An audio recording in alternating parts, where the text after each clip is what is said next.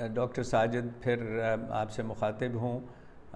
आज हम एक मुख्तलिफ सी बात करने वाले हैं। अक्सर माएँ मुझसे पूछती हैं कि दूध से कैसे एलर्जी हो सकती है और क्यों होती है।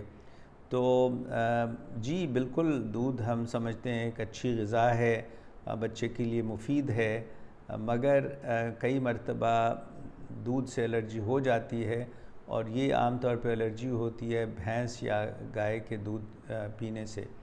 तो इसीलिए हम बच्चों को आम तौर पे ये कहते हैं कि वो 1 साल तक पहले साल में गाय या भैंस का दूध ना दिया जाए और दूसरे साल में दिया जाए। पहले 6 महीने में तो आपको मालूम है उसकी माँ के दूध की अफादियत बहुत ज़्यादा है और ख़ास तौर पे 1 साल तक तो बहुत ही ज़्यादा है। तो कैसे होता है और क्यों होता है?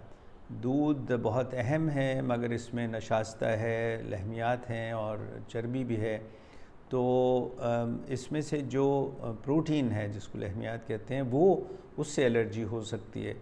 और ये एलर्जी जब हो जाए तो बच्चे में आम तौर पे थोड़ी सी मैदा ख़राब हो जाता है, थोड़ी सी इसहाल की तकलीफ़ हो जाती है, यानी जिसको हम डायरिया कहते हैं, पतले पाखाने आते हैं। कई मरतबा अगर शिद्दत ज़्यादा हो तो बच्चे को पाखाना करने में तकलीफ़ होती है और उसमें खून भी आ सकता है।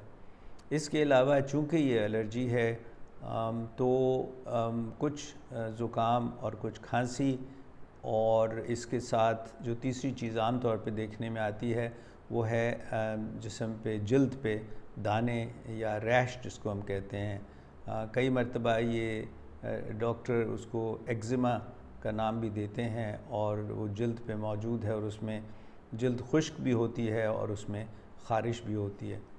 अब ये कई मरतबा ये पूछा जाता है कि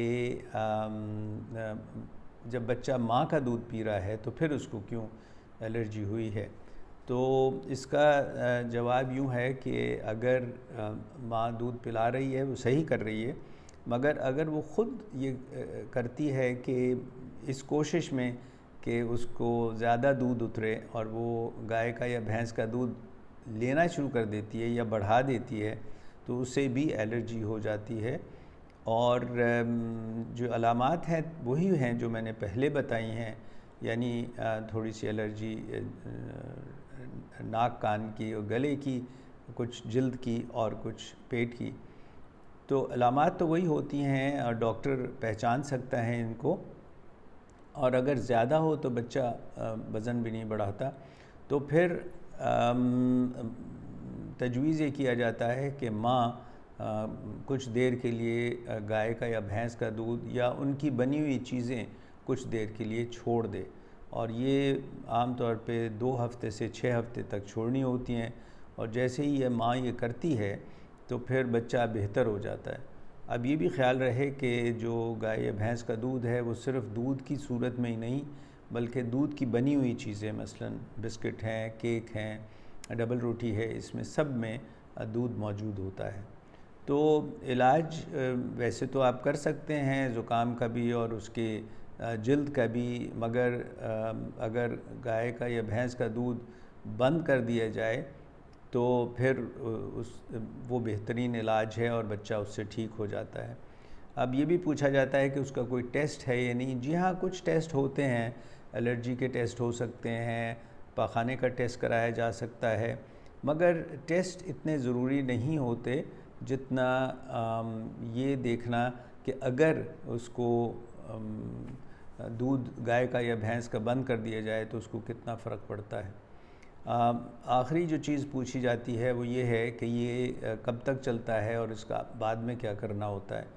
तो चलने का ये है कि ये 1 से 3 साल तक रहता है और कुछ बच्चों में जल्दी ठीक हो जाता है, कुछ में 3 साल तक। तो तब तक उसको गाय के दूध या भैंस के दूध के मुतबादिल कोई दूध दिया जाता है। अब वो तो आपके डॉक्टर ही आपको बताएंगे कि कौन सा दूध मुनासिब है।